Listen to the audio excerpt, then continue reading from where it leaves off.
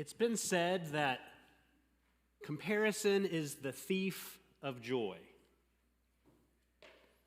Mark Twain went further, stating that comparison is the death of joy. In other words, comparison won't just steal our joy, but kill it. The trouble is, we make comparisons all the time. If you go to the produce section of the grocery store, have you gone grocery store shopping lately? Go to the farmers markets? Do you do that kind of thing? You'll find there people thumping melons and sniffing pineapples. They're looking for that ideal piece of fruit, right? We have ideals in our mind of what that fruit's supposed to look like, so we thump and sniff and look around. We do it with cars, leather seats, remote start, Wi-Fi, hotspots. Your dream car might not have those specific features. They might have different features, but there's some ideal that you look for in a vehicle, in a car. I've been watching the Netflix show Quarterback. We just finished it up. Have you seen Quarterback on the Netflix?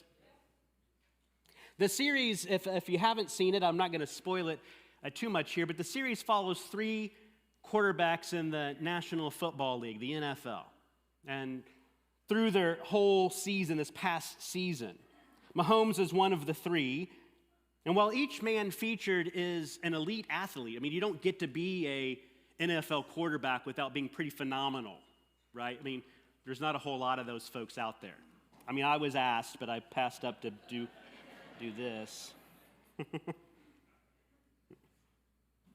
Each person there is an elite athlete. But it's inevitable if you watch the show, or if you just are a casual fan of sports, you'll begin to compare these people to one another. Clearly, the best quarterback is featured. I might be biased. Patrick Mahomes is pretty phenomenal.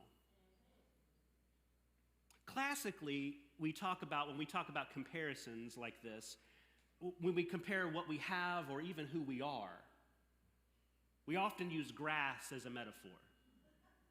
We peek over the fence of our lives into the lives of others. And you know how the saying goes, the grass is always greener on the other side of the fence. Maybe you don't know. I just didn't hear anybody join me with that. Have you heard that before? Yeah. Wake up, friends. It's Sunday. Come on. And when we say the grass is greener, that's meant to help us understand what we're trying to convey there is that it's better. It's healthier. It's more beautiful, right? It's more. And when the grass is greener, what are we supposed to do? When we look over the fence, what do we do? When we're going to make comparisons. It's inevitable. I believe it to be true. It's what we do. But how can we avoid allowing those comparisons to steal or worse, kill our joy?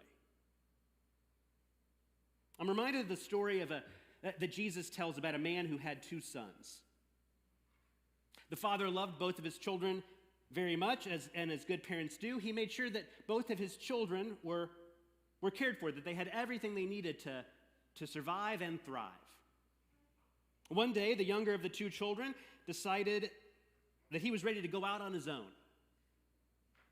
Now, this is generally the goal of parenting, right? We raise our children to eventually leave, right? Some take longer than others, and some come back. But we raise them to be able to take care of themselves. So when this younger son decided he was ready to leave, we would maybe think that was an okay thing, but that's not exactly what was going on here. The son didn't save up money or land a dream job that was going to invite him to relocate. The son came to the father and said, I want my share of the inheritance so I can go live the life that I want to live.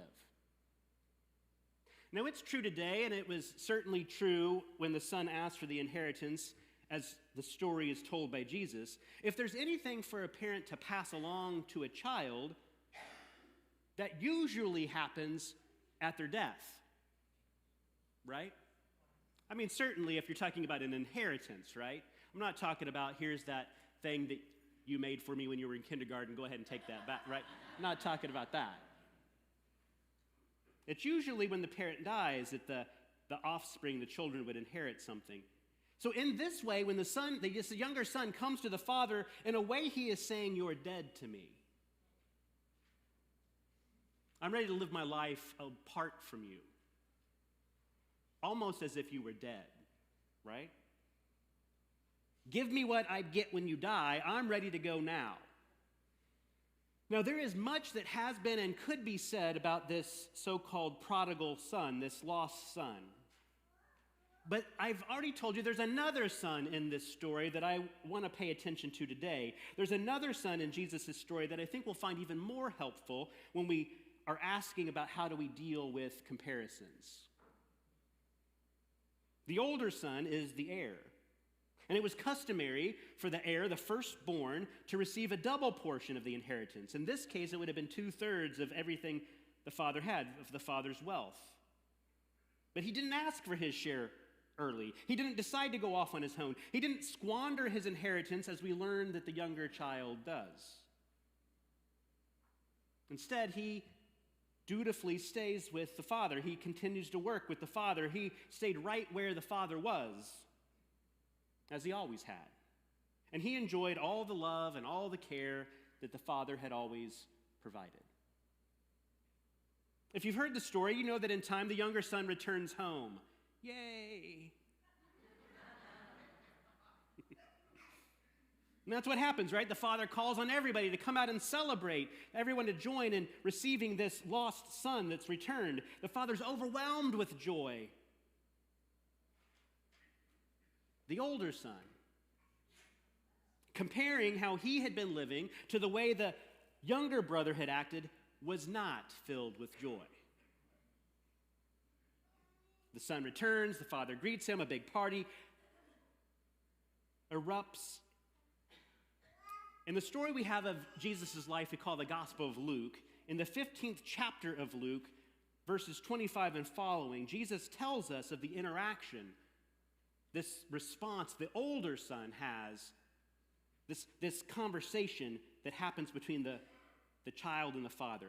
Listen for clues for how we, in this day and age, in our current reality, how we might deal with comparison.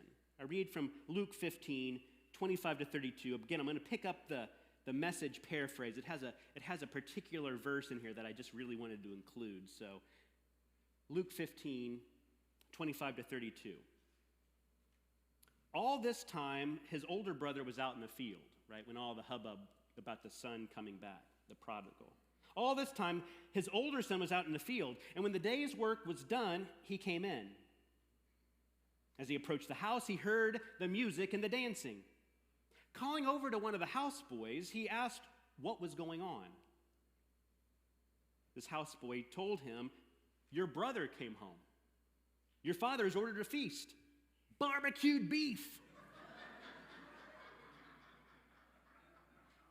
You might have heard, "Kill the fatted calf." Barbecue beef. I like that better. Because he has him home safe and sound. The older brother was very excited, super happy, ready to welcome younger brother back with open arms. No. Here's what Scripture tells us happened. The older brother stomped off in an angry sulk and refused to join in. His father came out and tried to talk to him, but he wouldn't listen. The son said, "Look how many years I've stayed here serving you, never giving you one moment of grief. But have you ever thrown a party for me and my friends? This son of yours who has thrown away your money on whores shows up and you go all out with a feast." His father said, "Son, you don't understand. You're with me all the time, and everything that is mine is yours. But this is a wonderful time, and we have to celebrate. This brother of yours was dead, and he's alive. He was lost, and he's found." Friends, this is the word of God for the people of God, and we say, thanks be to God. Luke 15 starts with some people grumbling about who Jesus hangs out with. Right? This is the third story in Luke 15 that Jesus tells. But if you go to the very beginning, the very first verse of Luke 15, you find that there's some people grumbling around Jesus. They're making comparisons, you see, between how they see themselves and how they see Jesus' friends. The life they're living and the life they see Jesus' friends living. Luke records it this way. By this time, a lot of men and women of questionable reputation were hanging around Jesus, listening intently. I think we're going to put that above the door here at North Cross. Isn't that the perfect description of a church? Men and women of questionable reputation hanging around Jesus, listening intently. The Pharisees and the religion scholars were not pleased, not at all pleased. They growled. He takes in sinners and eats meals with them, treating them like old friends. And their grumbling triggered this story. And he tells the story, Jesus tells the story of a lost coin, and he tells the story of a lost sheep, and he tells the story of this lost son. The stories are all meant to be held together. They're really all responses to this group of people comparing their lives to the lives of those folks around Jesus. Jesus says, I think maybe if I just told you a story, you'd get it. And maybe after he tells the first story, he looks around and says, no, they're still not getting it. So he tells them a second story. And then eventually he tells this third one. And it's a doozy, right? It's this prodigal son. It's a whopper, right? It's a big one. When we usually think of that younger son as the lost son, right? It says lost coin, lost sheep, lost son. We normally think of the prodigal being the younger son. But it's the older child, right? It's that firstborn kid. Any firstborn children in the house today? Right? In the end, it's the oldest child that we find angry and alone, unwilling to join joyfully in celebrating with the Father. Who's truly lost here? Right? The one who goes off and wanders and comes back, or the one who refuses to enter the party, even when invited directly by the Father? See, not so subtly, I believe Jesus is saying to the people, those Pharisees, those religious folks, the folks that are grumbling about who he's hanging out with, not so subtly, he's saying, pay attention to comparisons you're making. Right? These people don't think he should be hanging out with sinners. But by complaining, by grumbling, he's saying your comparisons are preventing you from seeing how wonderful it is that those who were dead are now alive. By all your grumbling and complaining, you're missing. These people were far away from God, but now they've come and they're sitting intently, listening, paying attention, trying to live a different way. You're grumbling and complaining. Who's really lost? Right? Those who were dead are now alive. Now, we know that they weren't physically dead, but if we understand sin as separation from God, right, that's one way we define sin. It's a separation from God. It's broken relationship. Death, then, describes the ultimate separation. Right? Restoring relationship, giving new life, is what is so amazing about Jesus. It's what Jesus offers and why he continually celebrates with those who choose to receive new life. Because they're reconnected, they're restored to relationship. They were dead, cut off, separated, but now they've been restored, renewed, brought back to relationship, brought back to life.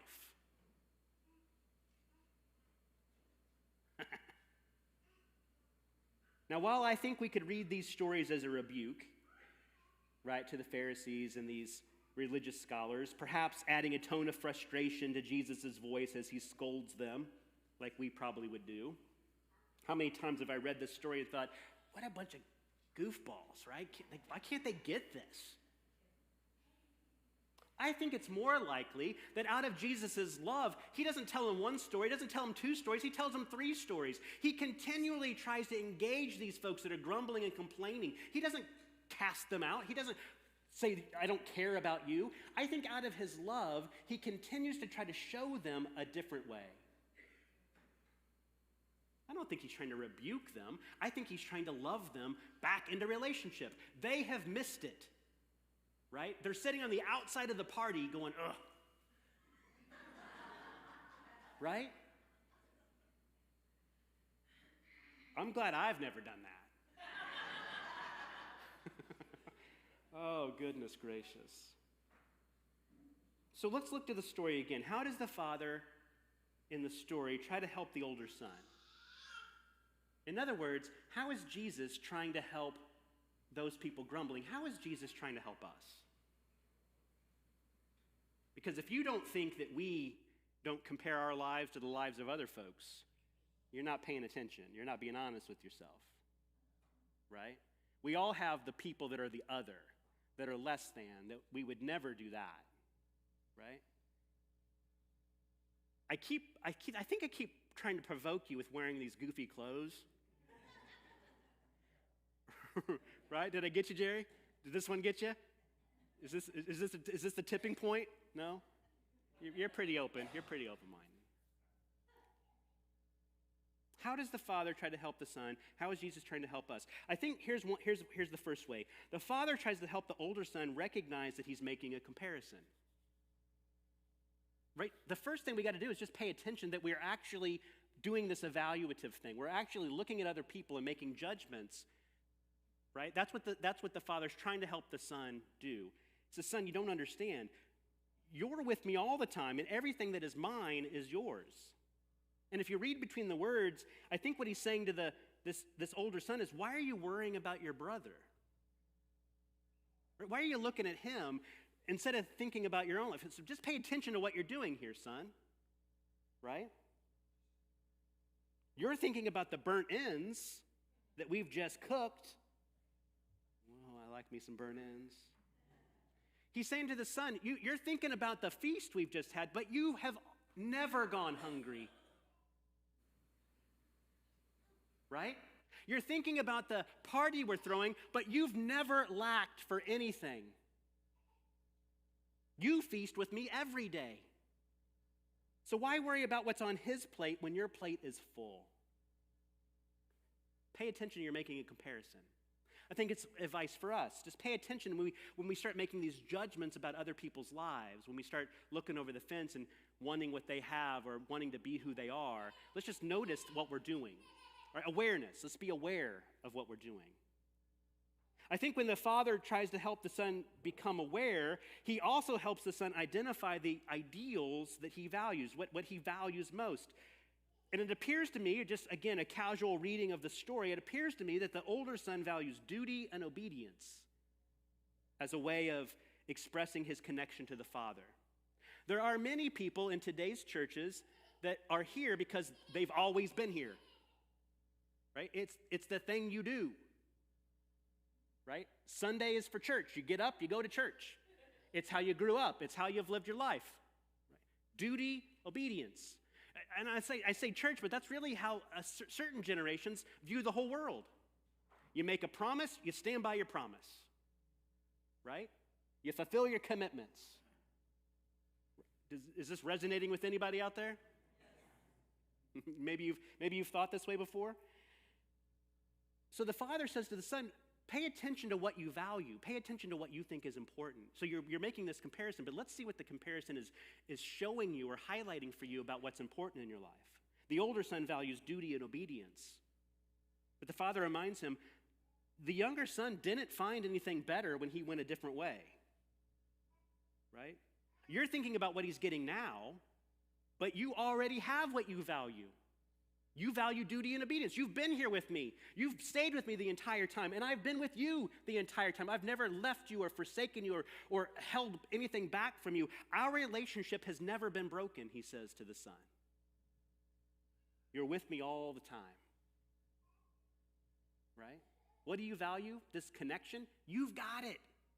You're worried about what what your brother's getting now, but you've already had it. You never lost it. What do you value?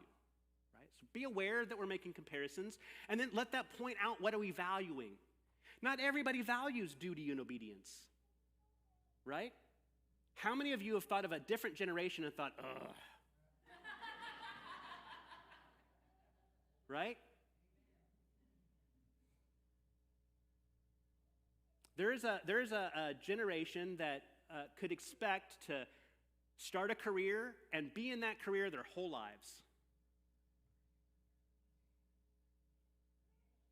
I hope you know that that is not the norm today.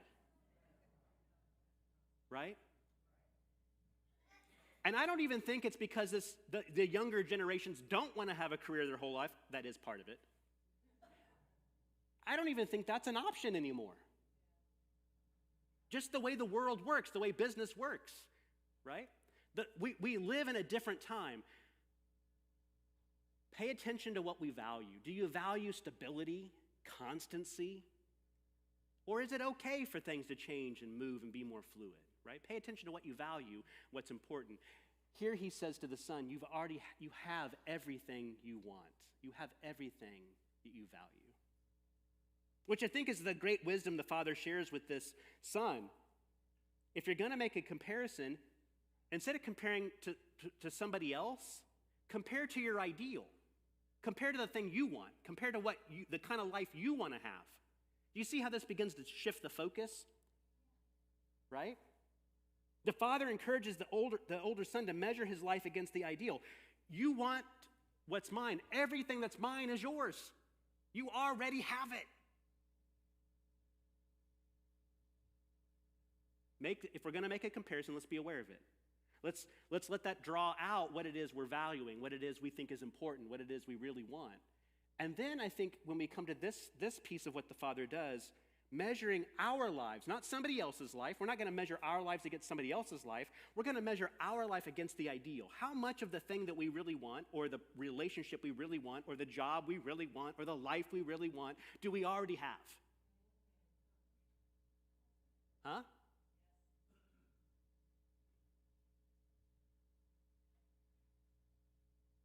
The Father says, everything that's mine is yours. You don't have to wait for me to die to enjoy your inheritance. Everything I have is yours. Everything you need, I provide.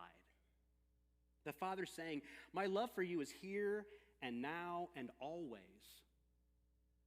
Celebrating your brother does not diminish our love for one another. I heard somebody recently, a good friend of mine, a pastor, and just a personal friend, was commenting on one of her children just had a birthday. These are adult children now, but she was reflecting back to when that second child was born. And she was initially worried that she might love the first son less, right? She'd have to split her attention and devotion and energies. It's a natural thing to think, right? Parenting's hard, right? I know not everybody here has had that experience, but you know relationships are hard. And sometimes we think about, I love this person so much, there's no room in my life to possibly love somebody else. But those of us that have had children and have had multiple children, as my pastor friend commented and as she reflected, what she found was her heart grew. It expanded to include the additional love that she would share with the second child. It's not a pie that got cut in half, and then this one gets half and this one gets half, right? The pie got bigger, and they got it all, right? The Father is saying to this older son, I love you, and celebrating your brother does not siphon off my love. It does not diminish my love. It does not become less love for you. Hey, Pharisees. Hey, religious scholars. Right? You can hear Jesus telling the story. Just because these sinners and tax collectors and these Gentiles, the Samaritans, oh my goodness. Right? The prostitutes and the diseased. Just because I love them doesn't mean I don't love you. Right? And so finally, the Father says, if you can kind of get these things all figured out, come on in and celebrate. What we're celebrating is this restoration of relationship. You don't have to agree with his life. You don't have to agree with his choices. He chose a different way. He's lived a different life. Celebrate what you have. Celebrate our connection. Celebrate that the family's been made whole again. Right? Here's the thing. If you read through the whole Gospel of Luke, you get to the end of 15, and then you flip the page to 16, and it's a whole different, it just goes in a different direction, right? It's more stories. In other words, the story of this prodigal son, these lost sons, ends, and we don't know if the older brother ever came into the party.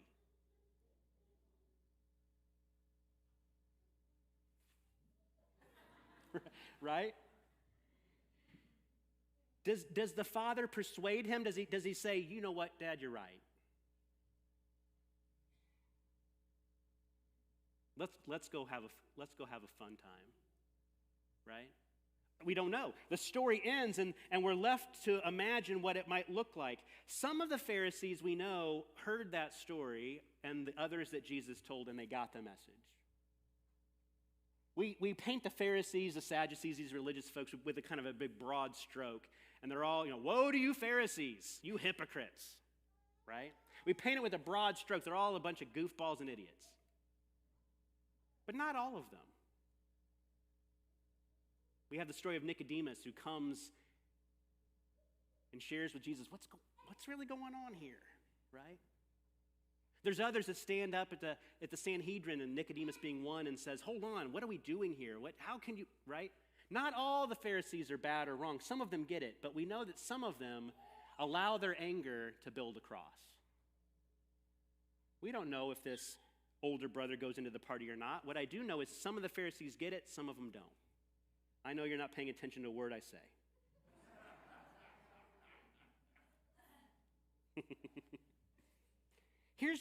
If just focus for 2 more seconds. What about us? What about us? We're going to make comparisons. I believe that to be true. Will we resent others who choose to live in ways we don't agree with? Will we let our self-righteousness come between us and our brothers and sisters? Will we get angry that some rejoice when the rebels return home? Or will we celebrate when the lost are found and the dead are restored to life? Will we find joy in fulfilling our own commitments and living our own ideals? Will we celebrate our integrity, our trustworthiness, our discipline? We're going to make comparisons. But let's compare who we were to who we are, or maybe to who we're becoming. Right? I think again, we could just wrap it all up. Recognize you're making a comparison. Identify the ideal that you value behind the comparison. Measure your personal growth. You're not even worried about anybody else. Measure your personal growth toward the ideal. The grass may be greener on the other side of the fence, but that doesn't have to mean we can't enjoy the grass on our side of the fence. Right? It's still growing. It might be weeds. Every year I want to have a campaign that, champions the dandelion. Right? They're prettier than the grass anyway, right? Why will we just let dandelions grow? Somebody decided they were weeds and we don't like them, so we kill them off. Right?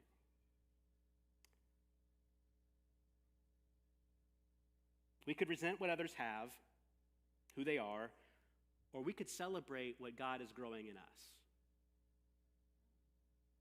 This is a choice we get to make. Like the older brother, the father comes to us and says, I love you. I've always loved you. I will always love you. Let's celebrate. We get to choose whether we will or not.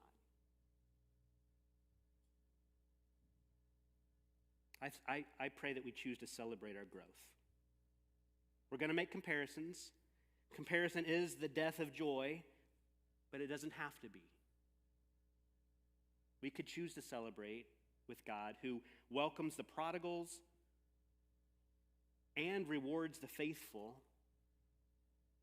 those who don't wander away, by throwing a party for them both. I'm for partying, right? I got the shirt for it. I'm ready. Let's pray. God, I do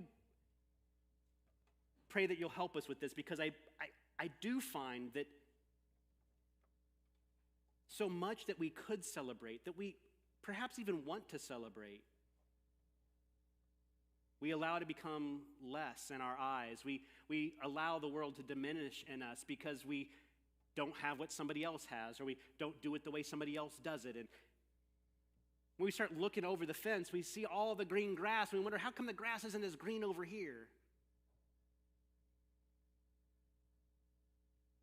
But God, if you could just help us focus on what's growing right under our feet, what's growing right in us,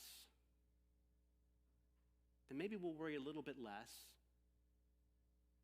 We'll enjoy a little bit more. And maybe, God, other folks might see our joy and choose it for their own. Help us with these things, I pray. Amen.